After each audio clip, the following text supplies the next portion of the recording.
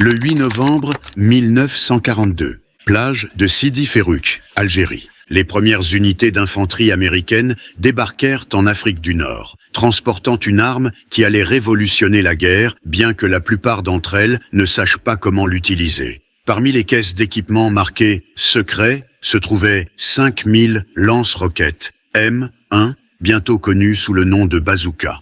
En 18 mois, ce simple tube coûtant $25 à produire allait forcer la réorganisation complète des tactiques blindées allemandes et inspirer des tentatives désespérées de copier l'innovation américaine. Les mathématiques de la guerre blindée étaient sur le point d'être réécrites non pas par des canons antichars massifs ou une ingénierie complexe, mais par un tube d'acier que n'importe quel simple soldat d'infanterie pouvait opérer après un entraînement minimal.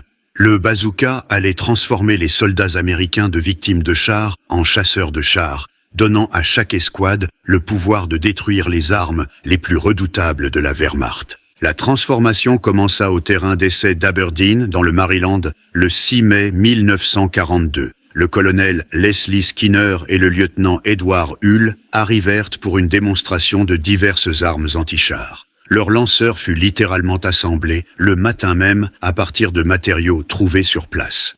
Comme documenté dans l'histoire officielle du terrain d'essai d'Aberdeen, Hull avait découvert un tube d'acier dans un tas de ferraille qui se trouvait être du bon diamètre. Les mires furent fabriquées à partir d'un cintre métallique tordu avec des pinces.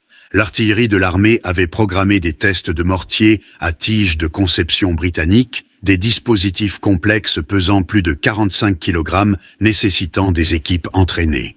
Les généraux assemblés, dont le major-général Gladion Barnes, chef de la recherche et de l'ingénierie, prêtèrent initialement peu d'attention au simple tube d'Hull. La démonstration s'avéra décisive. 5 mortiers à tiges différents tirèrent sur un char M3 Stuart en mouvement à 140 mètres. Aucun ne marqua de coup au but. Les équipages luttèrent avec des systèmes de visée complexes et les armes lourdes étaient difficiles à déplacer rapidement. Puis Hull s'avança. Selon son propre récit conservé dans les archives de l'artillerie de l'armée, je portais un masque de soudeur pour ce premier tir, pensant qu'il pourrait y avoir un souffle arrière dangereux. Il n'y en eut pas. Je mis le tube sur mon épaule, alignai ses mires faites de cintres métalliques et pressai la détente. La roquette partit en sifflant et frappa directement le flanc du char. Puis, je rechargeai en 5 secondes et le touchai à nouveau. Le général Barnes examina l'arme et s'exclama « Dit-on, ça ressemble au bazooka de Bob Burns », faisant référence à l'instrument de musique artisanale du comédien de radio. En quelques minutes, Barnes commanda 5000 unités pour une production immédiate. Les usines de General Electric commencèrent la fabrication en quelques semaines. Dès octobre 1942, General Electric et d'autres contractants produisaient 5000 bazookas par mois. La vitesse était sans précédent, du prototype improvisé à la production de masse en 5 mois. Chaque lance-roquette M1 nécessitait juste 20 livres d'acier, une soudure basique et des composants électriques simples coûtant $25 au total. Les roquettes M6 coûtaient $8 chacune à produire. Les spécifications de l'arme étaient remarquablement simples. Un tube d'acier sans soudure de 137 cm de long, de 60 mm de diamètre, pesant 6 kg. 2 piles sèches dans la crosse fournissaient l'allumage électrique. La roquette était insérée par l'arrière, un fil connecté, et au tir, elle pouvait pénétrer 75 à 100 mm de blindage à 275 mètres. Le capitaine Franklin Johnson, officier instructeur à Fort Benning, documenta dans son rapport officiel « Nous pouvions former un homme à utiliser efficacement le bazooka en un après-midi. Le même soldat aurait besoin de semaines pour maîtriser un canon anti-char de 37 mm. Plus important encore, 2 hommes avec un bazooka pouvaient aller partout où l'infanterie pouvait aller. » L'opération Torche, l'invasion alliée de l'Afrique du Nord, commença le 8 novembre 1942. Parmi les 107 000 soldats américains et britanniques se trouvaient des unités de la 1re division d'infanterie, de la 1re division blindée et du 509e régiment d'infanterie parachutiste, équipés des premiers bazookas à voir le combat. Les débuts furent presque catastrophiques. Comme l'ont documenté les historiens Michael et Gladys Green, le général Eisenhower découvrit la veille de l'invasion que les troupes n'avaient reçu aucun entraînement sur la nouvelle arme. Les bazookas étaient arrivés dans des caisses scellées marquées « secrètes », avec l'ordre de ne pas les ouvrir avant le début de l'opération. Aucun matériel d'entraînement n'était inclus. Selon le rapport après action de la 1re division d'infanterie, les soldats durent comprendre le fonctionnement de l'arme sous le feu. De nombreuses premières roquettes M6, endommagées par l'humidité durant la traversée maritime, ne tirèrent pas ou explosèrent prématurément. Le 509e régiment d'infanterie parachutiste rapporta que sur leurs 20 premières roquettes tirées au combat, seulement 7 fonctionnèrent correctement. Malgré ces problèmes, certaines unités obtinrent des succès. Le journal de combat de la 1re division blindée pour le 10 novembre 1942 enregistre « Équipe anti-char détruisit 2 chars français vichistes Renault avec nouvelle arme roquette près de Port-Lyautey. Arme efficace lorsqu'elle fonctionne correctement ». La capture allemande de bazookas américains eut lieu pendant la bataille du col de Kasserine du 14 au 24 février 1943, lorsque des éléments des 10e et 21e Panzerdivision de l'Afrika Korps submergèrent les positions américaines à Sidi Bouzid. Ils capturèrent des quantités substantielles d'équipements du 2e corps américain en retraite. Selon les archives militaires allemandes, 5 bazookas M1 intacts et environ 20 roquettes M6 furent immédiatement envoyées à Berlin pour analyse. Le centre d'essai d'armes de la Wehrmacht à Kummersdorf reçut les armes le 28 février 1943. Les rapports techniques allemands de mars 1943, conservés aux archives fédérales, révèlent leur évaluation. Le lance-roquette américain représente une solution simple pour la capacité anti-char de l'infanterie. Poids, 6 kg, exigence de production minimale, efficacité, pénètre 80 mm de blindage à 100 mètres. Cette arme peut être produite en masse en utilisant des installations industrielles basiques. Les Allemands commencèrent immédiatement à développer leur propre version, augmentant le diamètre de la tête militaire de 60 à 88 mm.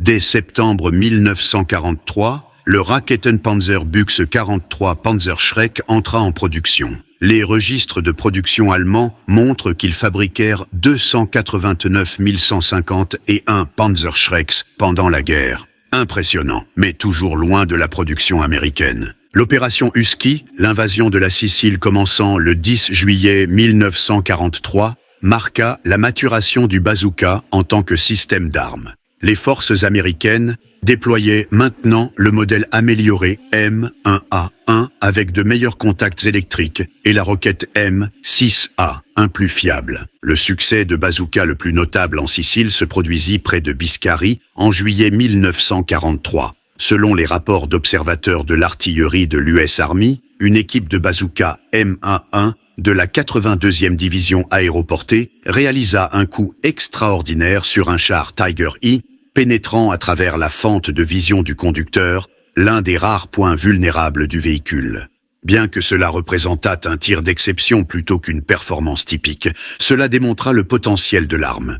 Le journal de guerre de la division Panzer Hermann Göring, pour le 11 juillet 1943, nota « L'infanterie ennemie, équipée d'armes roquettes, capable de détruire des blindés à 100 à 150 mètres. Les commandants de chars doivent exercer une prudence accrue dans les zones urbaines. » Le colonel James Gavin, commandant le 505e régiment d'infanterie parachutiste, rapporta « Le bazooka a donné aux fantassins américains de la confiance face aux blindés ennemis. En Sicile, nous avons détruit 17 chars allemands avec des bazookas. L'effet psychologique dépasse même la destruction physique. » Pendant la campagne d'Italie, commençant en septembre 1943, le bazooka évolua d'une arme anti-char à une solution universelle. Le terrain montagneux et les villes médiévales offrirent des conditions idéales pour son emploi. La bataille d'Ortona, en décembre 1943, démontra la polyvalence de l'arme.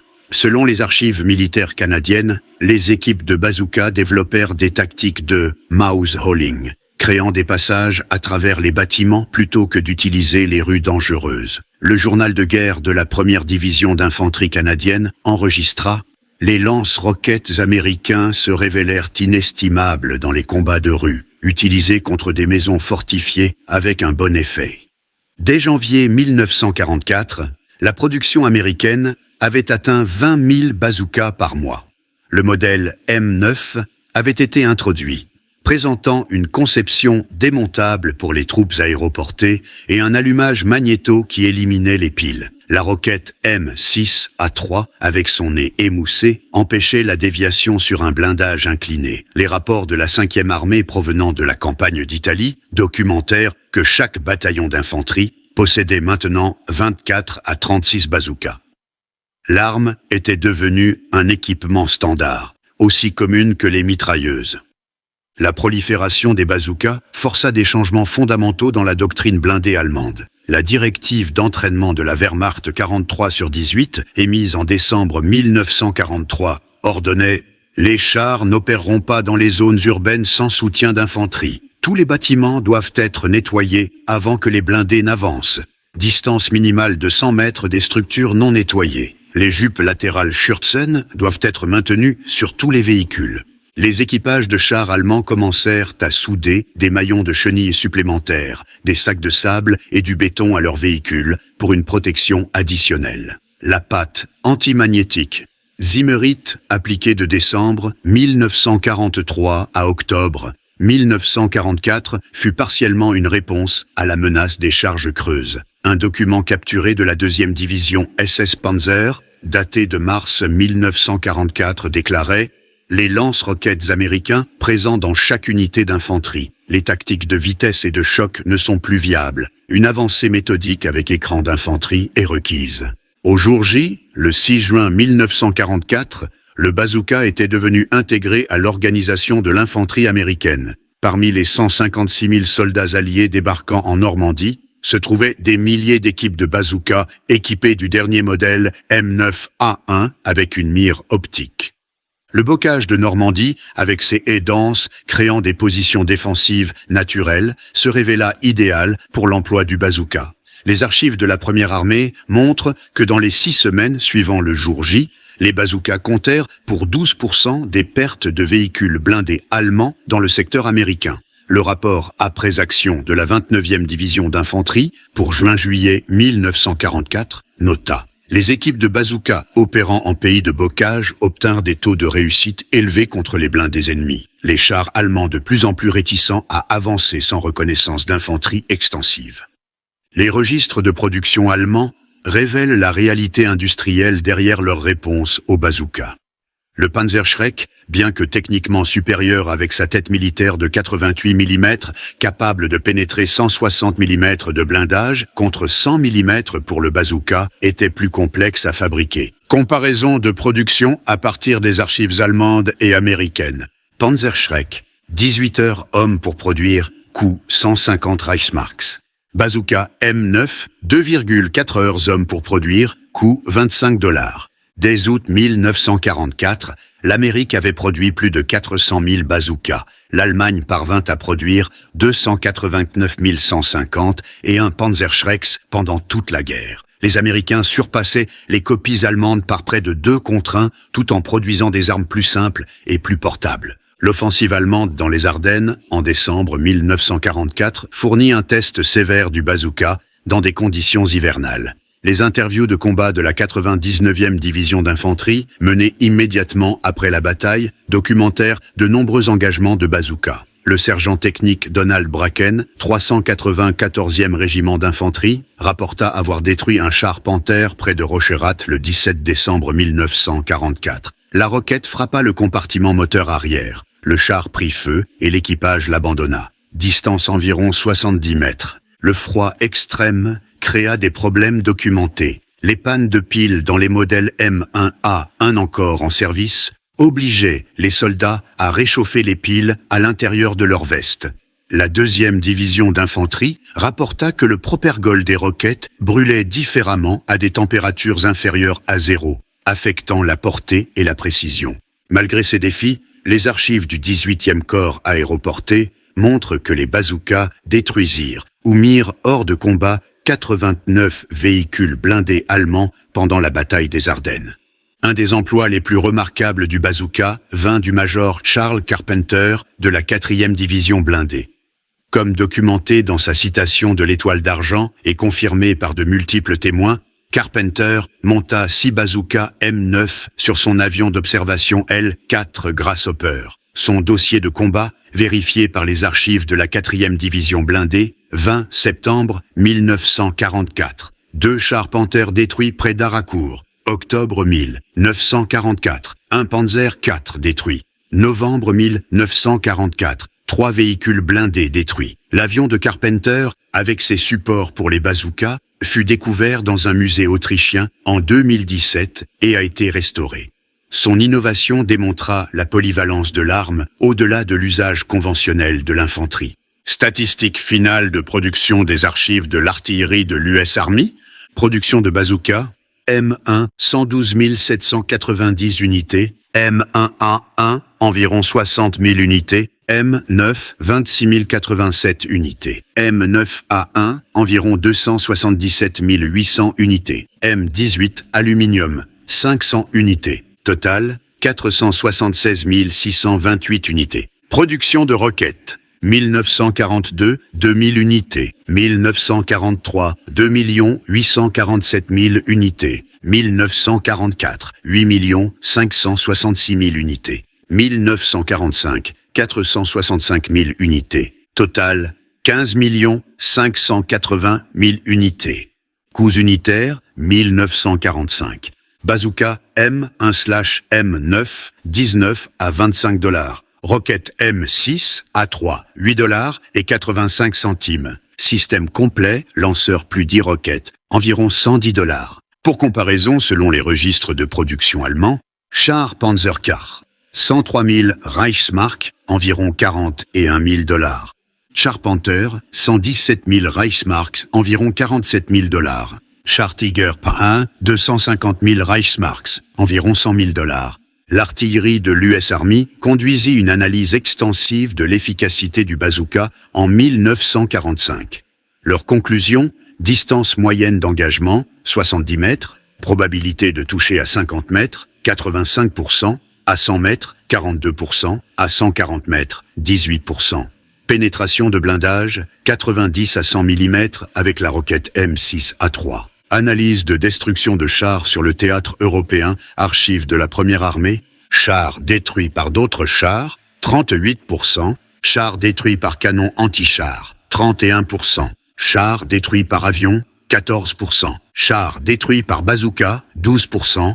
Chars détruits par mine, 5%. Ces statistiques sous-estiment probablement l'efficacité du bazooka, car de nombreux chars allemands étaient abandonnés lorsqu'ils étaient menacés par des équipes de roquettes, plutôt que réellement détruits.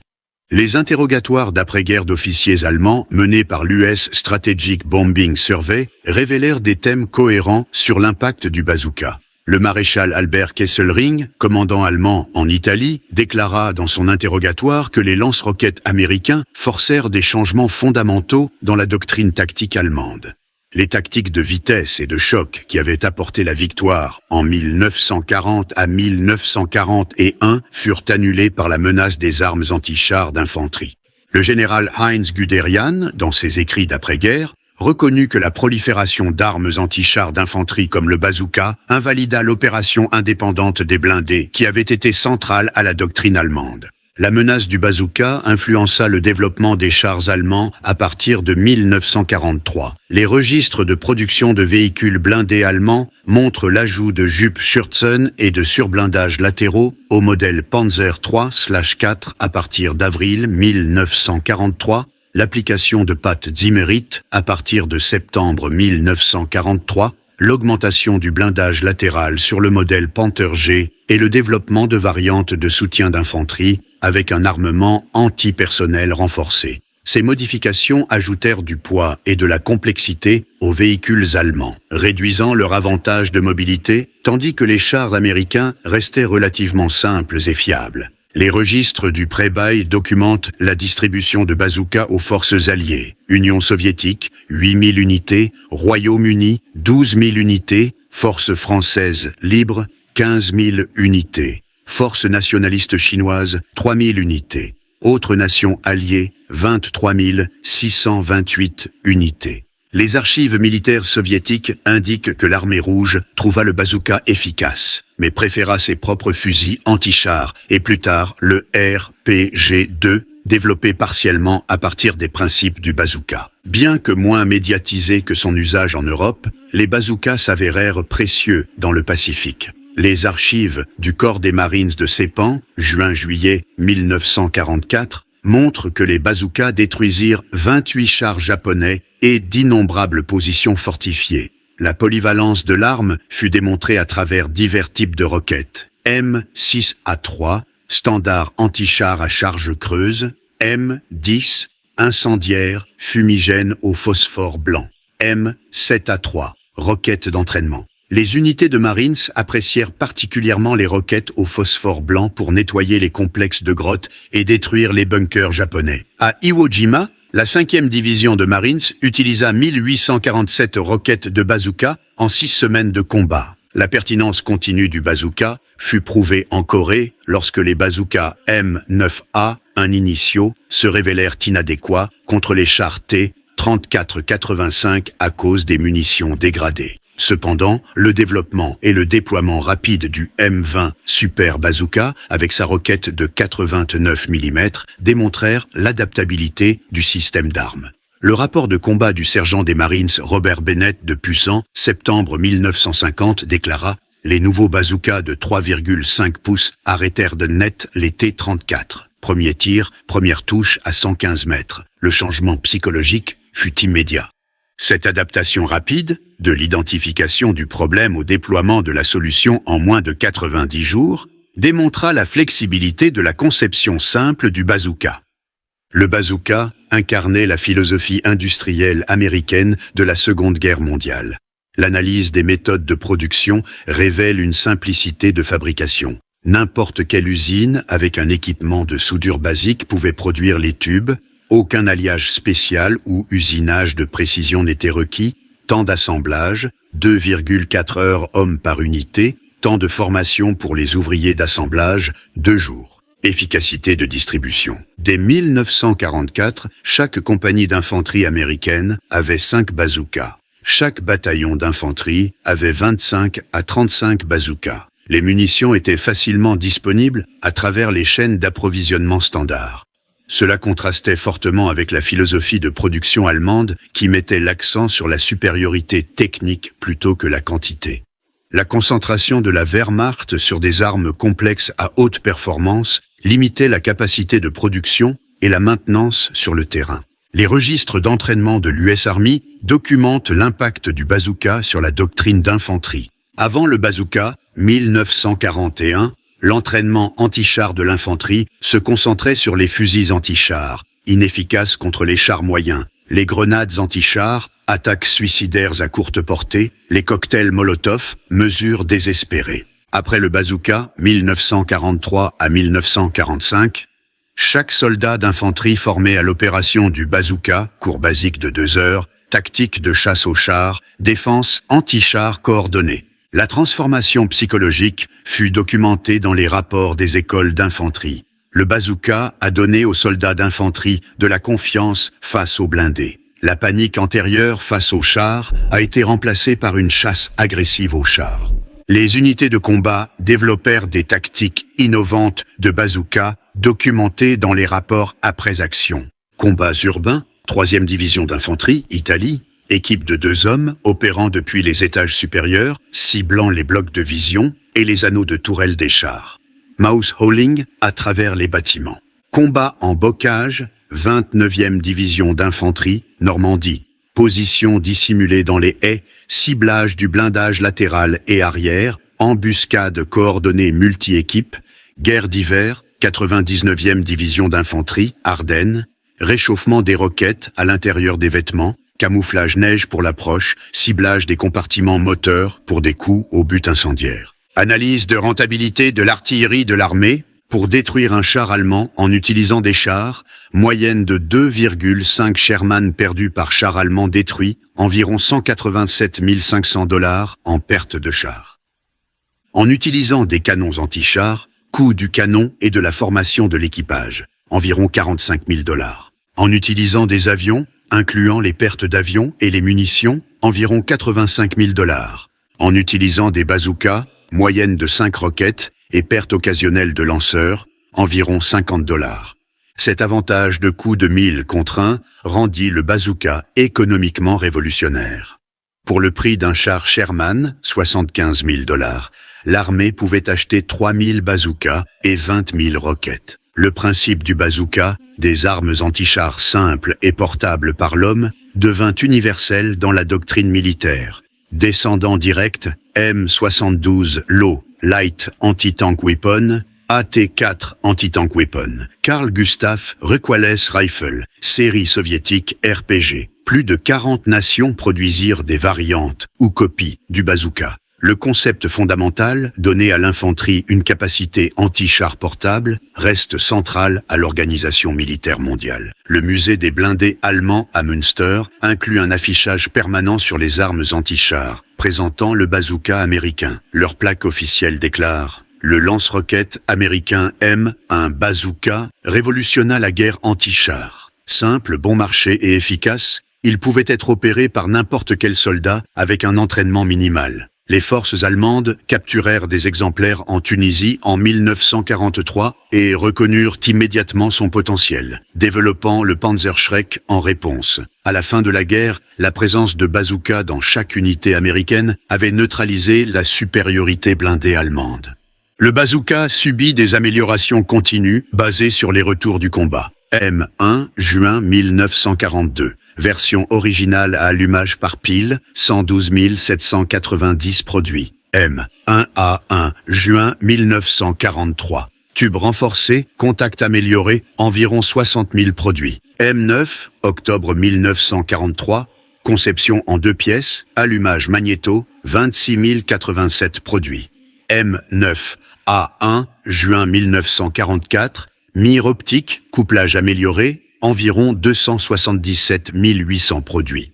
M18, avril 1945, construction en aluminium, 500 produits avant la fin de la guerre. Le développement des roquettes suivit l'amélioration du lanceur M6, nez pointu, pénétration 75 mm. M6A3, nez émoussé empêchant la déviation, pénétration 100 mm. M10, tête militaire au phosphore blanc. M7A3, roquette d'entraînement. L'étude complète de 1962 de l'US Army Military History Institute conclut: aucune arme unique ne changea plus la dynamique du champ de bataille que le lance-roquette M1/M9 bazooka. Il démocratisa la guerre anti-char, donnant à chaque unité d'infanterie la capacité de vaincre les blindés. Le développement allemand de leurs propres armes à roquettes, en réponse, valida le concept. En termes de rentabilité, d'impact tactique et de signification stratégique, le bazooka se classe parmi les armes les plus importantes de la Seconde Guerre mondiale. L'analyse des registres opérationnels allemands révèle l'effet stratégique du bazooka. Avant le bazooka, 1940 à 1942. Les blindés allemands opéraient indépendamment avec confiance. L'infanterie fuyait devant les chars approchants. Les tactiques de percée et d'exploitation réussissaient. Après le bazooka, 1943 à 1945, les blindés nécessitaient un soutien d'infanterie constant. Chaque bâtiment et haie devenait un site d'embuscade potentiel. Les opérations de percée devinrent coûteuses et lentes. Ce changement opérationnel, documenté dans les journaux de guerre de la Wehrmacht, altéra fondamentalement la dynamique du champ de bataille européen. La production de bazookas représenta la capacité industrielle américaine à son apogée.